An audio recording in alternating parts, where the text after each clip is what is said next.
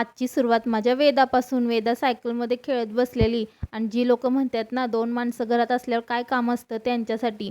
बघा हा पसारा आणि ही सगळा पसारा मला माझं बाळ झोपल्यानंतर उरकावं लागतं आणि घरातली कामंसुद्धा तिला बघत-बघतच करावी लागतात. असो, काल होती दीप-अमावस्या. दीप-अमावस्याला घरातील दिव्यांची पूजा करायची असते. त्याचबरोबर कणकेचे दिवेसुद्धा केले जातात.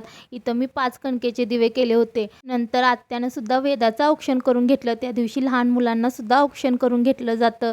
दिव्याच्या ज्योतीसारखं आपल्या बाळाचं आयुष्यसुद्धा तेजस्वी आणि आनंदी व्हावी यासाठी दिव्याला प्रार्थनासुद्धा केली जाते.